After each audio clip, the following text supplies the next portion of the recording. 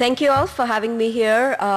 Some of you might have followed hunger issues, but in 2008, hunger, which has affected us and impacts communities around the world forever, chronic hunger that impacts millions around the world, somehow never gets the attention of policymakers. It never makes it to the front page news. Yes, if there's a famine in Ethiopia like we had in the 80s, sometimes there will be some focus on it. In 2008, suddenly all the people who never cared about hunger, there were TV reports on the issue, there were front page articles in the New York Times to all kind of newspapers, it was on our television sets, because between 2005 and 2008, food prices increased by 83%. Now the fallout of that for the working poor, especially in developing countries who spend nearly 70 to 80% of their income on food, was huge. According to the Food and Agriculture organizations, 30 countries were facing the possibility of political instability. There were food riots because the poor in rural areas who've been oppressed for too long have continued to live with it. But when hunger spread to urban areas, people were out in the streets. Food riots were happening in many different African nations. In Haiti, the government was toppled. So suddenly everyone was talking about hunger. But last year, for many of us who work around food and agriculture issues, was a very, very solemn moment, a very sad moment. FAO came out and declared that the number of hungry people in this world has increased to over 1 billion people. That is 1/6 of humanity. Now, these are figures from the Food and Agriculture Organization. If the Institute was to give you numbers, we would say that nearly half the humanity deals with food insecurity, is forced to make very difficult choices about having food on the table or having a roof over their head, having any kind of health care, or having adequate meals, or children if they'll go to school or they'll be working in factories. So those are the kind of choices that people are making. So coming back to this number, it was very interesting that the year before there had been a lot of talk about hunger. And suddenly last year, the news of over 1 billion people living with hunger was somewhere on the 7th page of the New York Times. And it is shocking also because we live in a world, even today, despite hunger being made a crisis of demand and supply, we have enough food to feed everyone. According to the Food and Agriculture Organization data that we have crunched, we have over 2,720 kilocalories per person that we can provide. It is enough to make each one of us chubby. And yet we see this kind of hunger. So talking about hunger and food justice, that's what I want to do this evening. It's important to see how people talked about the 2008 food crisis. People talked about it as a crisis of demand and supply, as I said. So different reasons were offered for it. Condoleezza Rice and President Bush talked about it's because Indians and Chinese are consuming more. And anyway, you don't trust them for any of the reasons that they give you, but still, it was shocking because, first of all, these two countries have a food trade surplus. These countries are not taking in more food, they're actually exporting more food. So that data that they came up with was all wrong. There were other reasons that were given. There was increase in petroleum costs, so the increased energy costs were resulting in increased cost of food production because of the industrial model of agriculture. There was talk about decline in growth of agriculture production, which is correct, and I'll talk some about it later. And yes, there were two factors which were new, which caused the increase in food prices. One is speculation. Futures market, especially in this country, has been a stabilizing tool for farmers to sell their harvest ahead of time. But with the deregulation, it has allowed Wall Street and agencies that have nothing to do with agriculture to invest in agricultural and speculate. So with the crash of the housing market, people needed a new sector to invest in. So you had non-commercial hedge funds indexes that were speculating, and that also caused the spike in food prices and this volatility. And the other factor was biofuels. Even the World Bank acknowledges that 70 to 75% increase of food prices can be blamed on biofuels. especially the policies adopted by the United States and the EU. So for instance, US rice production decreased by 12% in 2006-2007 after 16% of area that is sown in rice was moved to corn. So yes, it is a very important short-term factor where food crops are moved into producing biofuels. But what is very interesting is that not once there was conversation around the 20, 30-year-old policies that have destroyed agricultural base in third world countries. That there was no mention of, World Bank, International Monetary Fund policies which have converted developing countries which used to be net food exporters into net importers. And let me talk a little bit about that. With the World Bank structural adjustment loans, there were clear indications for countries, especially in Africa, that you need to invest less in agriculture. And if these policy dictates were not followed, it would very often mean that the release of cash would not be done. So the third world countries were left at the mercy of these institutions, telling them what kind of agricultural policies they needed. So as a result, you have many countries, even today, allocating less than 1% of their national budgets to agriculture sector, though it is the most important employer in the countries in Africa. At the same time, the multilateral investment in agricultural projects in poor country has declined. When US and others talk about food crisis, hunger in third world countries, they have not mentioned that USAID, which is the United States Development Agency, cut agricultural aid by 75% in the last 2 decades. Just 4% of the current development aid goes to agriculture. World Bank decreased its lending to agriculture from $8 billion in 1980 to only $2 billion in 2004. So the message that has been systematically sent to third world countries is, don't focus on agriculture, don't invest in agriculture, which is the biggest employer of your people. Instead, focus on something else. And we'll go into that later. The second policy that again was not mentioned is that with this liberalization, third world countries have been told to get out of agriculture. The governments should not intervene in agriculture.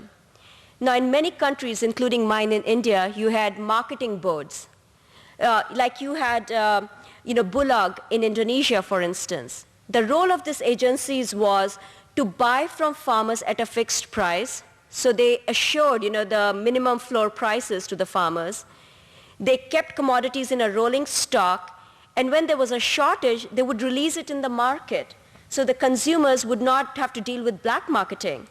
They also were responsible for moving commodities from surplus areas to the areas where there was a deficit, so they ensured food security of a country. But the World Bank and IMF in the 1980s said, hey, these agencies are too corrupt, they're inefficient, we're going to liberalize trade, you don't need to manage, your agriculture, because if there's a food shortage, you can just always get it from outside. And after 2 decades of trade liberalization and with the food security crisis, it is very obvious to us that we needed these agencies. Yes, there was a problem. You could have fixed it. You don't throw the baby out with the bathwater.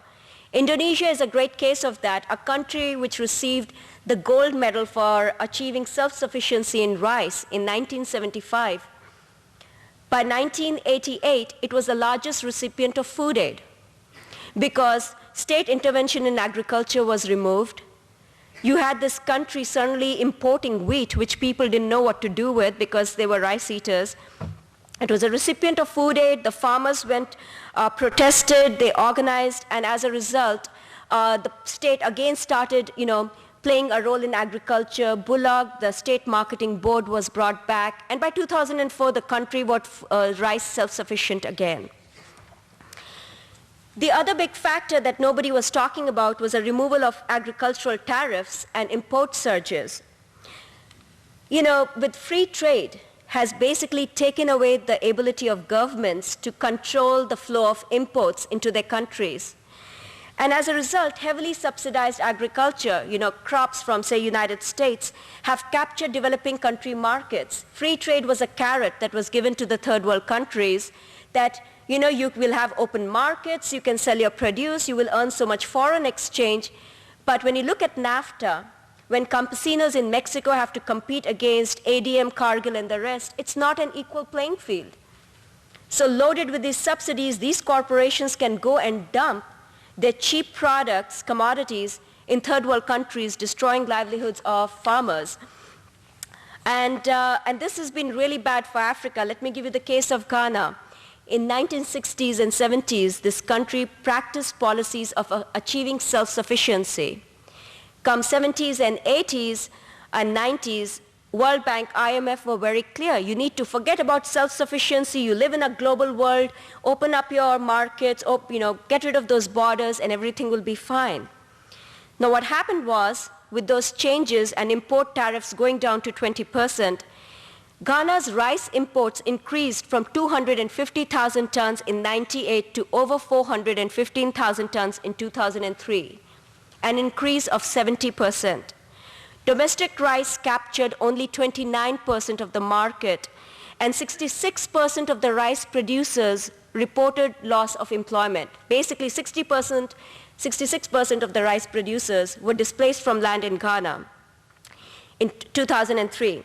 At the same time, in 2003, the United States government provided rice subsidies worth $1.3 billion. 57% of the US rice farms would not have covered their cost if they did not receive these subsidies. In 2003, the average cost of producing and milling the United States white rice was $415 per ton, but it was exported for just $270 per ton. So this poor farmer in Ghana was competing against farmers, the big farmers in the United States and corporations who were heavily subsidized thanks to the taxpayers' money, and they lost their own markets. When the farmers organized, the government of Ghana increased the import tariff from 20 to 25%. Within 4 days, IMF came down on the government and they had to get rid of those tariff increase. And of course, the other big thing is, when you have destroyed the self-sufficiency of these countries, they come to depend on imported food. So for instance, if Ghana decides to depend on United States for rice, and US decides instead of growing rice, it's going to grow corn for ethanol, there will be hunger in Ghana. So it is not just that the livelihoods of farmers have been destroyed in third world countries. It's really about sovereignty. It's really about dictating political will and political discipline in these countries. Nobody talked about in the food crisis the mantra of development that has been given to us, which is move to export crops. See yourself as an exotic fruit basket. Grow roses and tulips for export to Europe. That's what countries like Kenya are told. Or you can grow cocoa beans, or you can grow coffee. The problem is that estimated 43 LDCs, least developed countries, they depend on a single commodity, sugar, coffee, cotton, lint, or bananas, for more than 20% of their revenue, export revenue.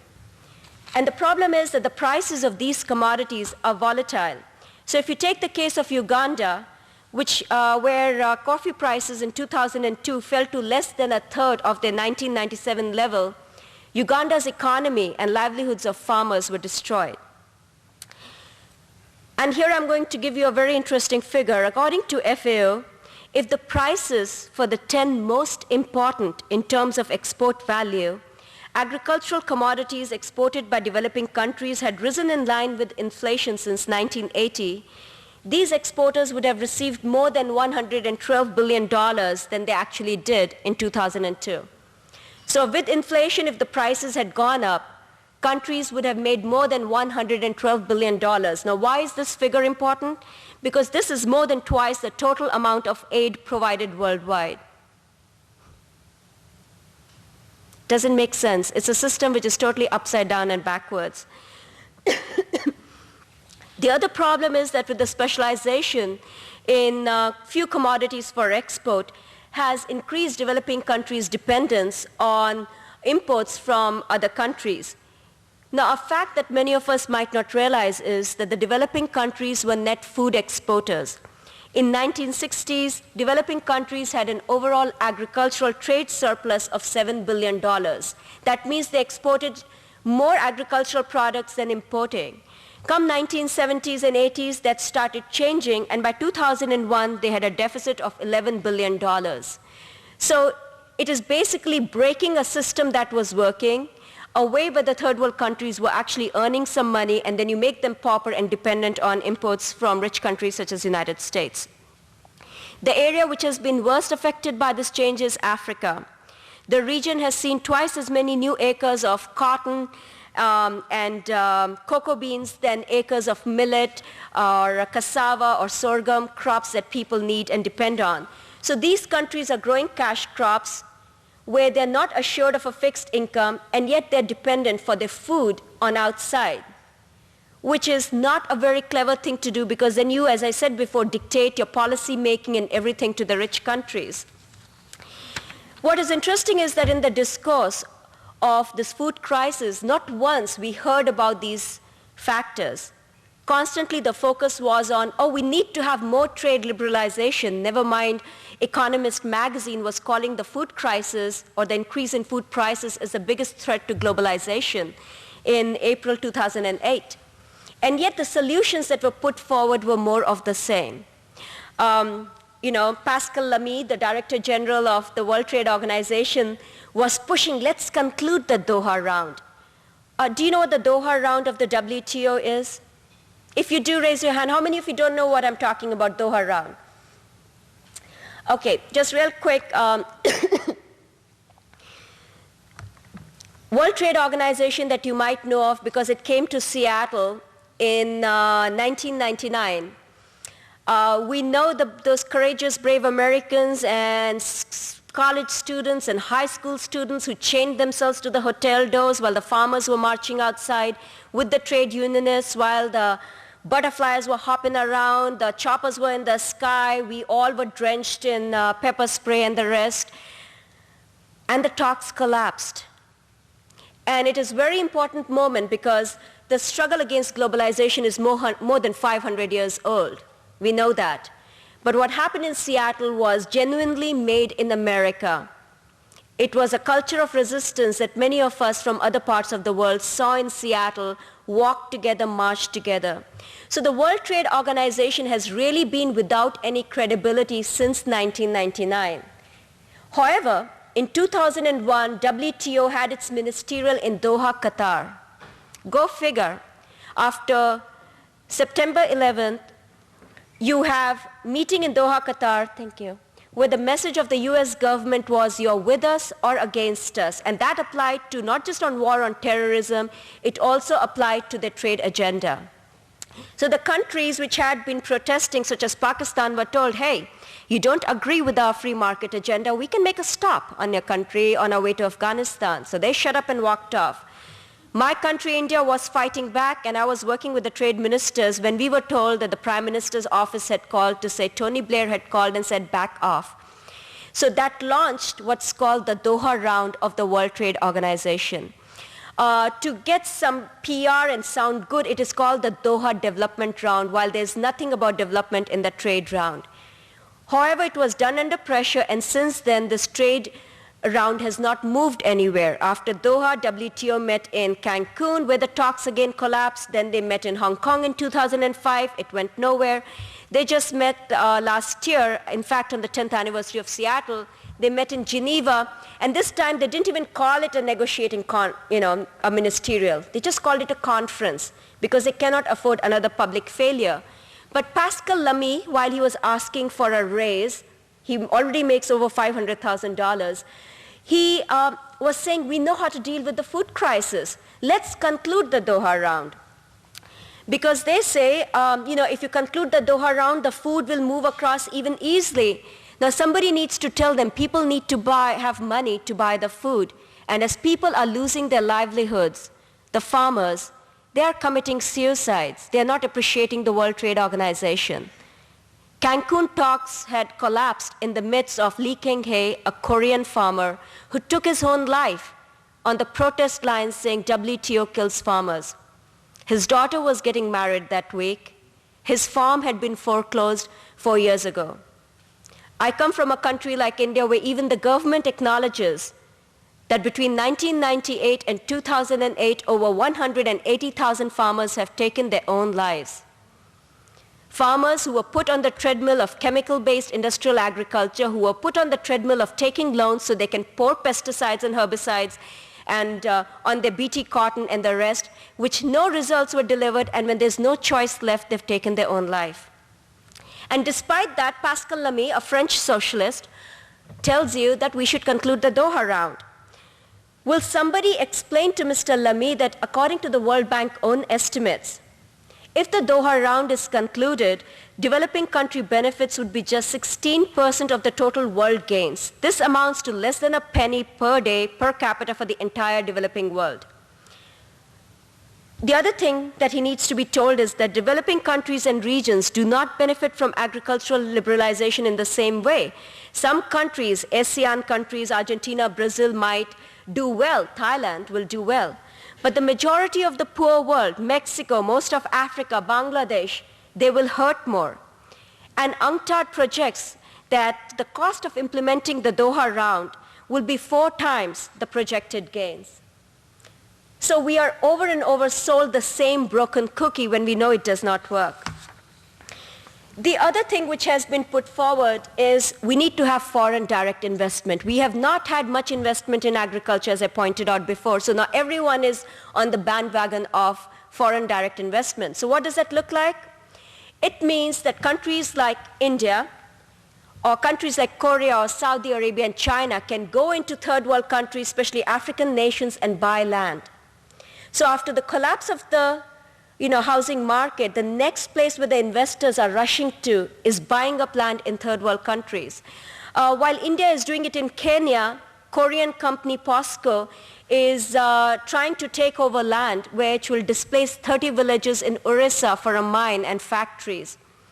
This is called the anti-POSCO struggle. Some of you might have heard of it. The villagers have been very clear that they do not want any compensation. They will not leave the land. Their ancestors and their families have been on these lands farming forever. And they are being called insurgents. They are called Naxalites. This is the code word for, criminalizing dissent and getting rid of them. They have been in a peaceful protest, and the military is threatening to take over those lands. This is called the land grab, and we have a report, and if you'd like a copy of it, let me know later. So in the name of foreign direct investment, very often you might have heard of countries like China and the rest. What we are looking at the Oakland Institute is the role of IFC, International Finance Corporation, which is the private lending arm of the World Bank. And we have found that since 2000, IFC has been going into country, doing diagnostics and telling them how they can make themselves more attractive for foreign direct investment. So in case of Pakistan, they actually told the government to create a ministry which would change land laws so the land can be sold or given on lease for 99 years to people from and companies from Saudi Arabia. And they said, how about offering life insurance to outsiders, because people are a little scared of coming to Pakistan and getting blown up and stuff. So this country is not just giving leases of 99 years for no money, it's cheap. At the same time, you get life insurance to work there. So at the same time, the farmers who have worked on the lands for over 30 years have been displaced. So we are exposing what IFC is doing, and we are very excited actually because the independent accountability mechanism of the IFC has approached us and is starting an investigation on the role of IFC through technical advisory services and how they are promoting land grabs. It's fascinating if you look at what IFC does. It creates country indicators that which country is good for investment. You have the social human index and those kind of things. IFC does its own criteria, and according to which Georgia is the best country to invest in. So you can understand what their country indicators are for doing business. If you have no environmental laws, if you have no workers' rights, you are ripe for foreign investment. But if you talk about protecting communities, having land sovereignty rights, protecting indigenous rights, you're a bad country to invest in. Also, we are very pleased that because of the work of the civil society, IFC and all agencies of the World Bank can no longer fund palm oil plantations around the world because of the case that was filed against them, an investigation that took place of the role IFC financing palm oil in Indonesia. What we are now trying to do is to get IFC to back off from the so-called agribusiness portfolio and foreign direct investment. The other way foreign direct investment is happening is through the US government, including USAID, but also private philanthropists, Gates Foundation. The message is that we have a white prescription for the black continent, Africa that we see as an exotic fruit basket to grow our cocoa and the rest, but it's also a basket case because of hunger. We will tell Africans how to grow their food, so they want to bring the new green revolution to Africa. This is again about promoting big agricultural plantations. It does not meet the needs of the small farmers. We had put out a report called Voices from Africa, and somebody leaked us a copy of Gates Foundation's confidential agricultural strategy report, which is no longer confidential, but at that time it was. The executive summary of it says what the vision of success is. Their vision of success is to have land mobile farmers. You know, I'm not a native speaker of English, had to pore over it over and over again till it was like they're talking about moving people off the land. It's a euphemism, land mobile population. So I called up the Gates Foundation. I asked them if they were hiring. They asked me to send in my resume. And I had to clarify, now I was wondering if they're going to hire all the people who are going to be land mobile. Because that 128-page long report not once talks about what do you do with people who are moved off the land. And if any of you has worked on these issues or on urban sprawl or has lived in third world countries, my own country, Delhi, Bombay, we know people moved off the land are farmers who have been forced to go and eke a miserable livelihood in cities, where you will find villages where men from the age of 18 to 38, they'll have a scar on their stomach because they've sold a kidney. I have seen families where they have been forced to send their children to work in restaurants or in cities in people's homes where they are abused as servants. It is not an Indian value, it is no Asian value to exploit our children. It's a choice that no human being has to make, that they're being forced to make. I know what I've talked about is very dismal. It's sad. But at the same time, when we talk about hunger, when we talk about justice, the only empowering thing is, as I said before, we know we have enough resources to feed everyone, to shelter everyone, to clothe everyone. We know the reason we have hunger is because we have to figure out how to remove those in power who prevent that from happening. How do we ensure that the farmers who have been the best stewards of the land, who have given us the best innovations, who have been the stewards of our biodiversity, that we know that if we focus on small-scale farmers who comprise nearly 75% of the world's poor population, if we focus on them, if we provide their livelihoods, we can deal with poverty as well. So in the face of that, what we have to do is challenge these prescriptions, these 800-pound gorillas like the Gates Foundation and the rest, who think they know it all. Yes, if the African farmers needed to know about copyright, I'll definitely ask them to be in touch with Mr. Gates. But otherwise, he should stay out of the business of feeding Africans. Africans can feed themselves, like Asians can feed themselves. And a country like America, where nearly 49 million are hungry, this country really doesn't know how to feed the rest of the world. It has to figure out how come 1 in every 5 children in America is growing up in poverty. It has to deal with that crisis. So the fact that we know what we need to do is very exciting. I've worked on these issues for almost 20 years now. A lot of my friends say, don't you get depressed? Was standing next to Lee King-hee when he took his life. Spent a lot of time in the cotton belt in Maharashtra, where you meet with families. In the farmers who have killed themselves, only 23% of those loans were from government. The rest are from private loan sharks. So when the man takes his life, the family still has to deal with those sharks. So that does not get over. So it's very depressing. But at the same time, just as we meet here, in a village in Karnataka, farmers are gathering and they're having a seed-saving mela, a fair. And they keep doing that. You know, when I was there and I was talking about Percy Schmeiser, this Canadian farmer who was sued by Monsanto, and they say to me gleefully, oh yeah, there are, 70% of 1 billion people in the country are farmers. Let Monsanto send people to investigate our fields. That should generate a lot of employment. A lot of detectives would need to be hired. At the same time, BT brinjal, which was introduced in my country, because of that popular struggle, which ranged from far-flung villages to cities, a moratorium has been put on the release of the BT brinjal. You think of Brazil, where after the movement of landless workers organized around a plot where Syngenta was doing field trials, Syngenta had to get out of that plot of land and give it to the Brazilian government, and they are now using it to cultivate indigenous seeds and distribute them not just to the farmers in Brazil, but to the poor countries that neighbor the country. So there are all these incredible examples of hope, of justice that are happening that we can never give up hope in the light of that. And I always like to conclude my talk by something which really inspires me. And that is what my mother told me, a story, and I'll share it with you. There were two friends, and one of them would go out every evening and light candles, someday for world peace, someday for ending hunger, someday for ending poverty.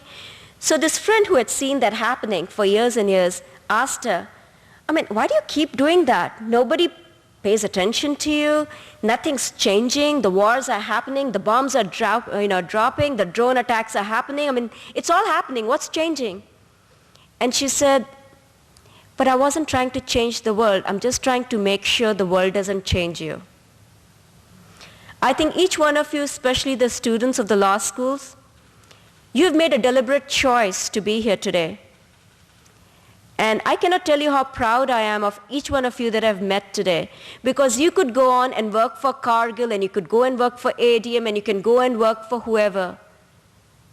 But you have embarked on a journey which is beautiful, and it's going to be one where the children to come will look at you and be inspired from and say, I want to grow up just to be like you. And I'll say, when I grow up, I want to be just like you. Thank you.